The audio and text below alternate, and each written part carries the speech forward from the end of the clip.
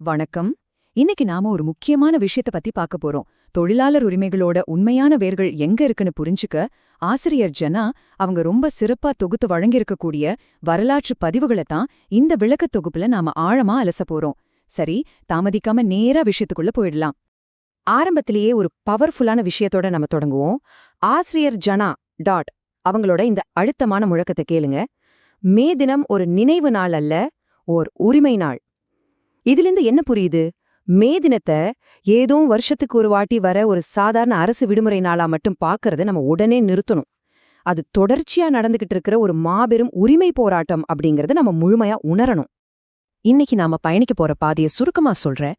முதல்ல இது ஏன் வெறும் நினைவு நாள் இல்லைன்னு பார்க்க போறோம். அப்புறம் உலகளாவிய வேர்கள்ல இருந்து இந்தியாவுக்கு எப்படி வந்துச்சு, இந்தியாவின் முதல் மே தினம், இந்த இயக்கத்தோட பரிணாம வளர்ச்சி, ரொம்ப முக்கியமா நவீன காலத்துல தொழில்நுட்பம் மற்றும் ஏஐக்கு எதிரான போராட்டங்கள், கடைசியா அடுத்த தலைமுறையை எப்படி பாதுகாக்கிறது, இப்படின்னு இந்த 6 முக்கியமான கட்டங்களை நாம கடக்க போறோம்.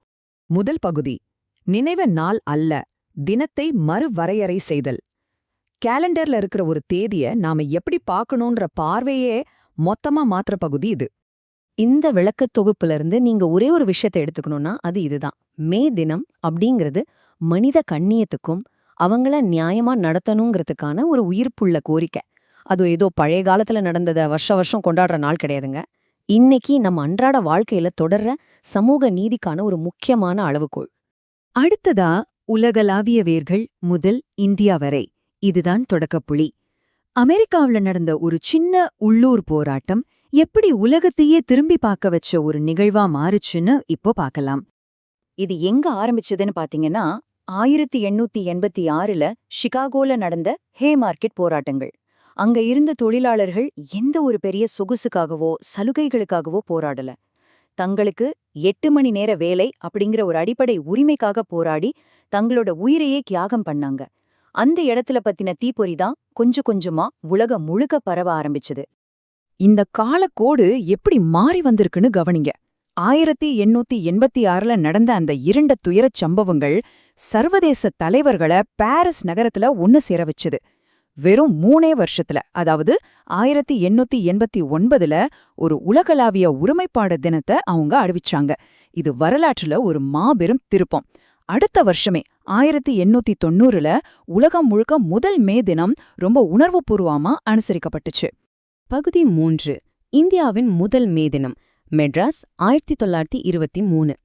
இப்போ உலகத்தையே உலுக்கின இந்த மாபெரும் அலை கடைசியா நம்ம இந்திய கரைகளுக்கு எப்படி வந்து சேர்ந்ததுன்னு பார்க்கலாம். மாணவர்கள் தெரிஞ்சுக்க வேண்டிய ரொம்ப முக்கியமான வரலாற்று திருப்புமுனை இது. இதுல ரொம்ப சுவாரஸ்யமான விஷயம் என்னன்னா, நம்ம சென்னையில இருக்கிற மெரினா கடற்கரையில முதல் மே தின கூட்டத்தை ஏற்பாடு செஞ்ச முன்னோடி சிந்தனையாளர் தோழர் சிங்காரவேலரை இது கௌரவிக்குது.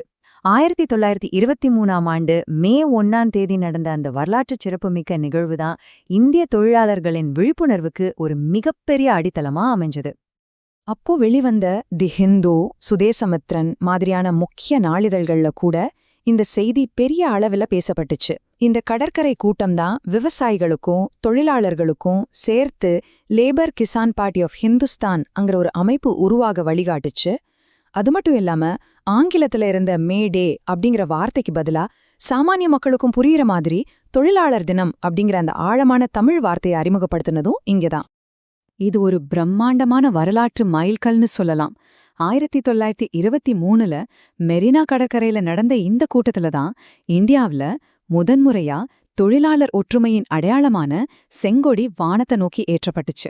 அது சும்மா ஒரு துணி கிடையாதுங்க, தங்கள் உரிமைக்காக எழப்போற லட்சக்கணக்கான குரல்களோட அடையாளம் அது. பகுதி 4, இயக்கத்தின் பரிணாமம் 1920 முதல் 2000 வரை. ஆரம்பத்துல ஒரு சின்ன பொறியா இருந்தது, காலப்போக்குல எப்படி ஒரு முறையான வலுவான சக்தியா மாறுச்சுன்னு இப்ப பார்க்க போறோம். இந்த டைம்லைனை பாருங்களேன். அகில இந்திய தொழிற்சங்க காங்கிரஸ் உருவானதிலிருந்து இது ஆரம்பிக்குது. சுதந்திரத்துக்கு பிறகான காலத்துல பாத்தீங்கன்னா குறைந்தபட்ச ஊதிய சட்டம், தொழிற்சாலைகள் சட்டம் மூலமா தொழிலாளர்களுக்கு பாதுகாப்பான சூழல் கிடைச்சது. ஆனா 1980களுக்கு பிறகு வந்த தொழில்துறை தனியார் மயமாக்கல் எல்லாமே மாற காரணமாச்சு. தொழிற்சங்கங்களோட தாக்கம் கொஞ்சம் கொஞ்சமா குறைஞ்சு நிறைய புது சவால்கள் வர ஆரம்பிச்சுது. இப்போ நாம பகுதி 5க்கு வந்திருக்கோம். நவீன போராட்டங்கள், தொழில்நுட்பம் மற்றும் ஏஐ. இது நேரா நம்மள இன்றைய காலகட்டத்துக்கு கூட்டிட்டு வருது. இப்ப போராட்டக்களம் 2 தொழிற்சாலைகள்ல இருந்து டிஜிட்டல் கிளவுடுக்கும் சாஃப்ட்வேர் கம்பெனிகளுக்கும் மாறிடுச்சு. இந்த ஒப்பீட்ட பாருங்க, இது ரொம்ப முக்கியம். நம்ம முன்னோர்கள் தொழிற்சாலைகள்ல பாதுகாப்புக்காகவும் 8 மணி நேர வேலைக்காகவும் போராடினாங்க. ஆனா இன்னைக்கு ஐடி துறையிலயும் சரி, நம்ம அன்றாடம் பாக்குற கிக் வேலைகள்ல இருக்கிறவங்களும் சரி, தங்களோட சமூக பாதுகாப்புக்காகவும் ரொம்ப வேகமா வளர்ந்து வர ஆர்டிஃபிஷியல் இன்டெலிஜென்ஸ், அதாவது ஏஐக்கு எதிரா அடிப்படை வேலை பாதுகாப்புக்காகவும் தான் போராடிக்கிட்டு இருக்காங்க. போராட்டத்தோட வடிவம் மாறியிருக்கலாம், ஆனா உரிமைக்கான கோரிக்கை ஒண்ணுதான். இன்னைக்கு நிலைமை என்னன்னா, எந்த ஒரு பாரம்பரிய சட்ட பாதுகாப்பும் இல்லாம இந்த அமைப்பு சாரா கேக் பொருளாதாரம் ரொம்ப வேகமா வளர்ந்து வருது. அது மட்டும் இல்லாம பெண்களுக்கான சம உரிமை, பணி பாதுகாப்பும் இன்னும் முழுமையா கிடைக்கல. அதனால கடந்த பல தசாப்தங்களை விட இன்னைக்கு இருக்கிற மாடர்ன் ஐடி ஊழியர்களுக்கும் அமைப்பு சாரா தொழிலாளர்களுக்கும் மே தினம் அப்படிங்கிறது ரொம்ப ரொம்ப அத்தியாவசியமான ஒரு நாளா இருக்கு. நம்மளோட கடைசி பகுதி, அடுத்த தலைமுறையை பாதுகாத்தல். தற்காத்துக்க முடியாத விளிம்பு நிலையில இருக்கிற சிறு பிள்ளைங்கள நாம மறந்துட்டா எந்த ஒரு உரிமை போராட்டமும் அர்த்தமில்லாம போயிடும் இல்லையா? அத பத்தி தான் இப்ப பார்க்க போறோம். ஆசிரியர் ஜெனா டார்கெட் அவங்க நமக்கு ரொம்ப முக்கியமான ஒரு விஷயத்த நினைவூட்டுறாங்க. தொழிலாளர்களோட கண்ணியத்தை கொண்டாடுறது அப்படிங்கிறது குழந்தைகளை வேலைக்கு வச்சு சுரண்டறதுக்கு எதிரான ஒரு சமரசம் இல்லாத முழுமையான நிலைப்பாட்டை எடுக்கிறதுல தான் இருக்கு. குழந்தைங்க கையில புத்தகங்க இருக்கணுமே தவிர சுத்தியலோ வேலைக்கருவிகளோ கண்டிப்பா இருக்கக்கூடாது. இந்த எண்களை உங்க மனசுல ஆழமா பதிய வச்சுக்கோங்க. 1098. இது குழந்தை தொழிலாளர்களை நீங்க எங்க பார்த்தாலும் உடனே புகார் அளிக்க வேண்டிய நேரடி உதவி எண்.